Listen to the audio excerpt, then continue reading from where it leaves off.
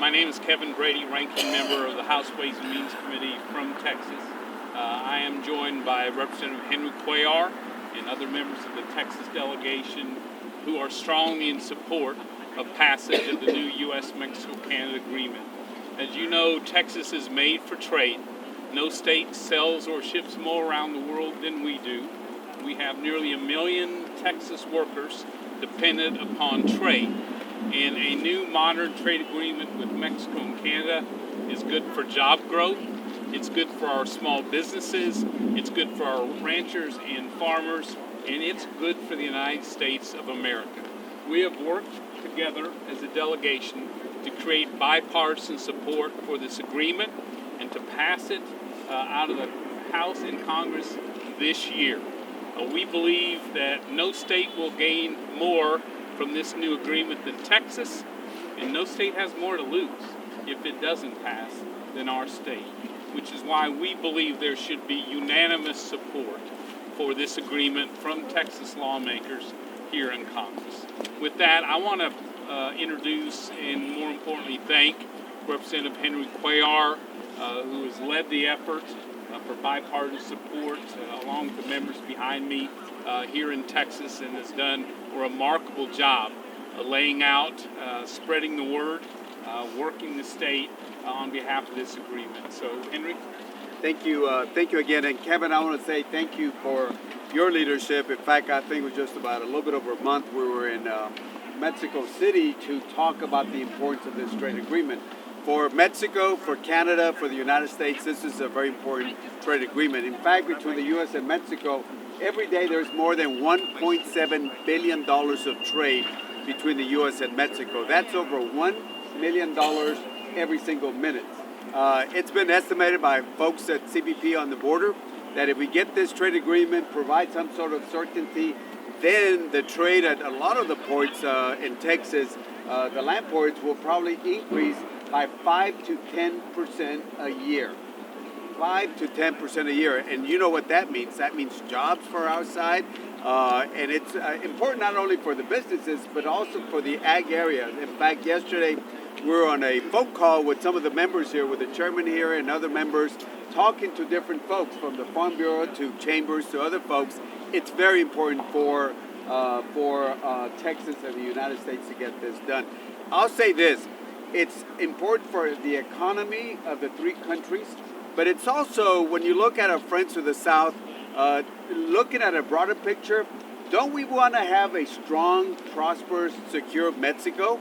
And this is going to be good for them. They want it. They've done their part. I'll say this. We asked them to do labor reform. They did historic labor reform. We asked them to increase the funding, and they increased the funding. They started out with a certain amount, and then with Rich and Neil and some folks went down there, they increased it. And in fact, Mike, where's Mike? Where is it? Mike? Yeah, Mike's over here. We're part of the U.S.-Mexico Interparliamentary Group, and we met with Mario Delgado, who's the head of the Morena Party, and we asked him, hey, can you increase it a little bit more from the letter that the president sent to Rich and Neil? And guess what? He actually increased it by putting more money so there can be enforcement. Now, where are we now? We're actually very close. I really thought maybe things have changed in the last couple hours. I got an update on that. I won't say much except to say we're very, very, very close. But if anybody, and I'm not blaming anybody, but the Mexicans sometimes feel that there is what they call salami negotiations. And I asked them because last week I was having dinner with the Secretary of Foreign Affairs and Marcelo Ebrard and the Undersecretary Jesus Sade, which we met when we were down there together. And they brought that up. I said, well, what does that mean? I've never heard of that. And they said, well, you reach an agreement. You asked us to change the law. You asked us to add money. And then when we're ready to close up, oh, we need one more thing. Come on, it's just a little thing. Don't be petty. Just go ahead and do it. And then, there's one more thing. Well, yesterday, I can say it was not the Democrats. Yesterday, somebody asked for something else that has not been on the table, and that has affected the situation.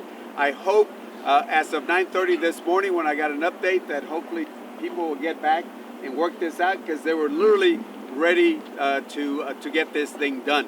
And we got to get it done. And that's why we as a Texas delegation, we're here together to say we want this trade agreement to be done this year. We wrap it up this week, we can get it done before we leave on the 20th of December. So on that, I just want to say to all my colleagues, they have been pushing so hard. I just want to say thank you, because they've been leaders from different parts of the state of Texas. We as Texans, we come together because we understand the importance of this. More than $1.7 billion every single day. A lot of it comes to the state of Texas. And again, thank you so much for being here with us. Thank you, Henry. And I have to confess that last-minute request was mine. Salami! I asked that the World Series be replayed, at least the last game. I agree with that one. We're also joined by Jody Arrington of West Texas, who's been deeply involved in this as well. Good afternoon. I represent 29 counties in West Texas, or as I refer to it, the food, fuel, and fiber capital of the world. I'm grateful to Chairman Brady and my friend Henry Cuellar for their leadership, for keeping the talks constructive and keeping momentum, and that is a tribute to both of their leadership. I think today we don't stand as members of the Texas Republican delegation, or the delegation, the Democrat delegation. We stand as leaders from the Lone Star State, where the relationship with Canada and Mexico supports 1 million jobs. It's billions of dollars, for example, to West Texas and to agriculture, supporting tens of thousands of jobs in my district and in Mike Conaway's district, Mac Thornberry. So agriculture represents $100 billion to Texas. And we've seen ag exports increase by 4-fold since we started this free trade relationship with Canada and Mexico. And so it's critical that we resolve the issues, we move forward like we do in Texas, and we come together to do what's good for this country, for our workers, for our manufacturers, and especially for my district, our farmers and ranchers. And so I just want to thank again the chairman and Representative Cuellar and my colleagues in the Texas delegation for all their efforts to make this final push so we can ratify USMCA and have an even stronger U.S. economy for our children. God bless. Go Texas. Thank you. Let's continue that agriculture focus with the top Republican on the Agriculture Committee, Mike Conaway. Well, thanks, Kevin. I appreciate that, and also appreciate Henry's work. We stood on the mall back in September, had a press conference remarkably similar to this. Yes. Big progress has been made. We're getting closer. The deal was signed 370 days ago. All three heads of state signed this deal, so that means we've had a year that has not been done. The International Trade Commission says that ag economy will have increased by $2.2 billion annually had this deal put in place. So what we've lost is $2.2 billion worth of fruits and vegetables and cotton and other agricultural products that could have been sold outside into Canada and Mexico has been lost because we've not gotten this done. We've got every former Secretary of Ag has agreed, has signed on to getting this done. Every Republican governor in our country has said, get this done. We've had over 1,000 trade organizations directly related to agriculture have said, get this deal done. So agriculture gets a big win if we were to get USMCA done and done quickly. But 370 days, what we've been trying to make this happen, and lots of reasons for that. But think of that $2.2 billion lost trade that would have happened had we gotten this done a year ago. So now's the time to get it done so we don't lose any further trade opportunities that are come into existence by getting this new trade agreement done. Thank y'all. Great, Michael. Thank you. The Houston region is especially sensitive to trade, especially with our exports. Let me introduce Pete Olson from the Houston region. Pete. Thanks, sir. Thank y'all for coming. My name is Pete Olson. I work for the good people in Texas 22. If you don't know about my home district, guess which one, in terms of population, is the biggest one in America. Over 1 million people and counting today.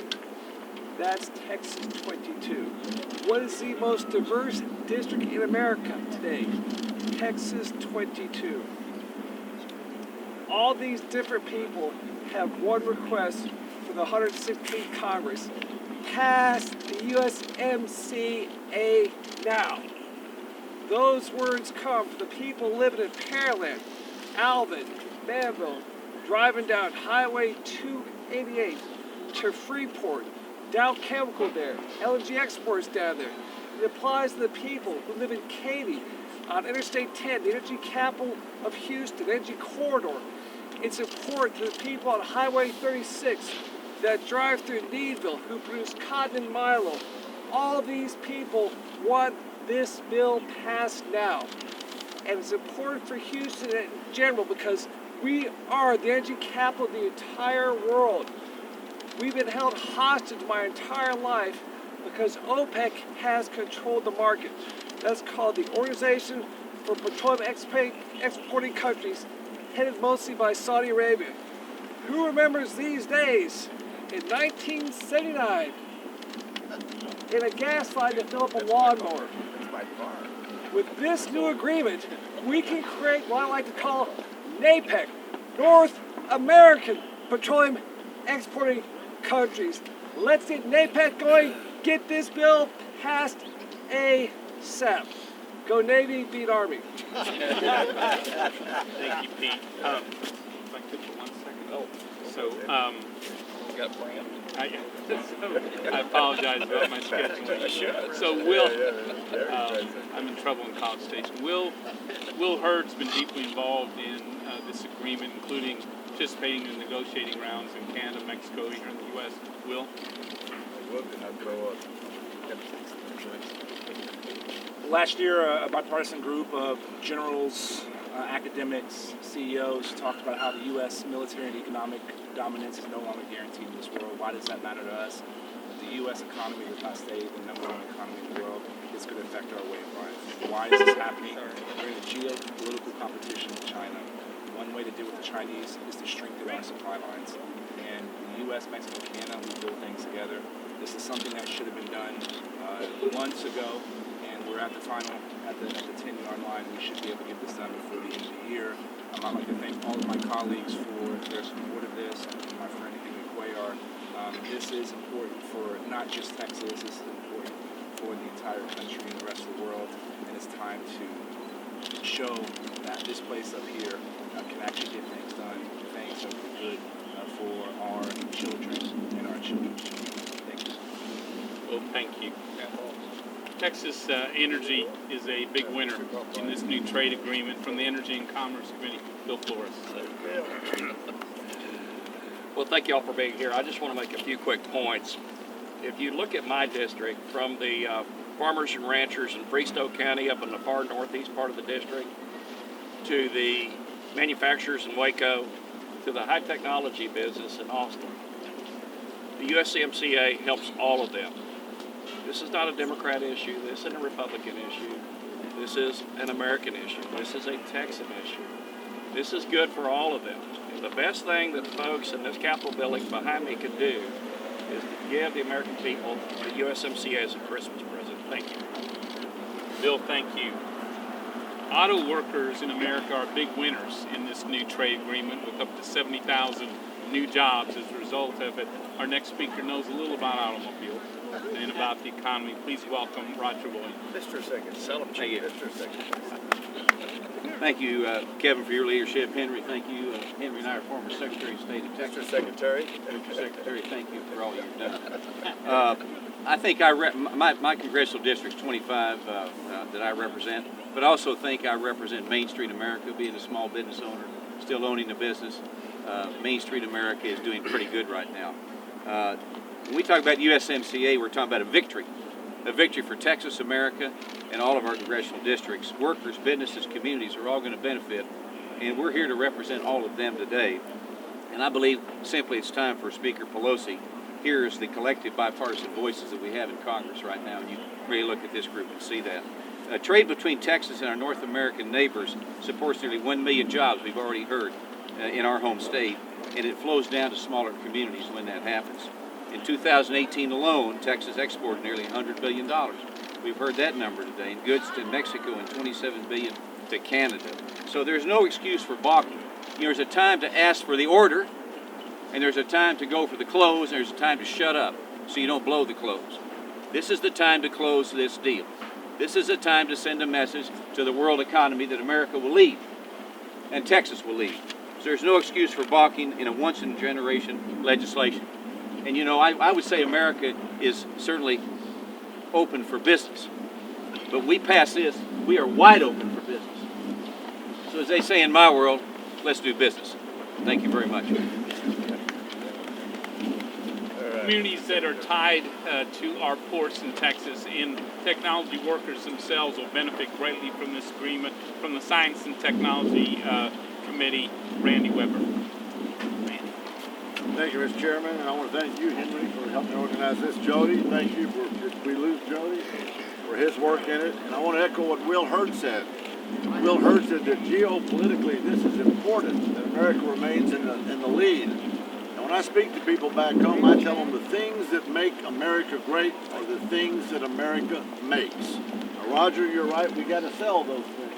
We got to export those things. My District 14 is the #1 exporting district. Jody, thank you for the chart. We appreciate the chart. My district, it's important. It's amazing to me to have heard standing up here that we're talking about $1.3 billion a day. Some simple math says that Texas trading with Mexico, that is absolutely over $400 billion a year. It's $474 billion plus a year. It's huge, it's important, it means lots of jobs. I will tell you, it's so important for our district, so important for our country. It's geopolitically important also for Mexico, as we heard. You're exactly right. It's moving our neighbors in the south to do better, to be prosperous, to be blessed. We want Canada to do better. We want the northern and the southern hemisphere, the continents, I should say, this part of the world, to do great. We don't want China in the lead. This is important. Nancy Pelosi has been sitting on this for over a year, $474 billion worth of trade, go back and forth. We need this, we want this. In Texas, we have a saying. It's time to get her done. Thank you. Our next speaker represents 4 ports in Texas and serves on the Transportation Infrastructure Committee, which again, Texas companies building infrastructure are big winners in this. Please welcome Dr. Brian Babbitt. Thank you, Kevin. And what a great honor to be up here with some hardworking people, both sides of the aisle, Democrats and Republicans. They know this thing's good. It's going to be no state's going to benefit any more than the state of Texas. But as we've already heard, the entire country, the entire world will benefit from this. I'm Congressman Brian Babbitt. I represent the 36th Congressional District, which is Houston over to Louisiana in 9 counties. It's home to the largest number of petrochemical facilities, plants in the nation. The greater Houston area is the #1 region for American exports, employs more than 3 million people, and generates more than $800 billion in economic activity. The USMCA will reform and strengthen our entire export process, from ensuring that workers can do their jobs safely to certifying that buyers and sellers are getting the very best deals possible. In fact, this new trade agreement impacts nearly every single American industry, from port workers on the coast and union workers in our factories to the family of 4 that's sitting and eating dinner at their home. All we need is an up or down vote in Congress, which we have now waited for more than a year to see happen. If you look around, you will see that it's easy, that the USMCA has strong support from both sides of the aisle. This is a common sense bill that will greatly benefit America, and it must be brought to the floor for that vote. Thank you so very much. Thank you. From the Houston region and a strong supporter of expanded trade with Mexico and Canada, please welcome Dan Crenshaw. Thank you, Kevin, and thank you, Henry, for helping lead this. This is a no-brainer. I'm from the 2nd District, which is the city of Houston. We know something about competition and business sense, and we know that this deal is good for Texas. it's frustrating that we've waited this long to talk about this because there's no downside to this deal. There's no downside. There's a lot of upside. For the 2nd District in particular, trade with Canada and Mexico supports 33,000 jobs. Every year, just the 2nd District, not even the city of Houston, just the 2nd District exports almost $5 billion worth of goods to Canada and Mexico. That's just the exports. There's no downside here. There's a lot of upside to getting this deal done. Like as mentioned before by some of my colleagues, we have a geostrategic competitor in China, and they continue to position themselves more as an adversary than a competitor. When we have an adversary like China, we need allies, and there's no better allies than Canada and Mexico, right there in our own neighborhood. We need to vote on this and pass this deal as soon as possible. Thank you. Central Texas has a huge stake in this trade agreement. The rural communities, Austin, San Antonio, representing them, strong support of this agreement. Chip Roy. Thanks, Kevin. Thanks, Jody. Thanks for putting this together. Thank you all for being out here. NAFTA has served the state of Texas and our nation very well over the last 25 years. We've heard a lot about the numbers. In Texas 21, in Central Texas, we have $2.1 billion in NAFTA-related exports.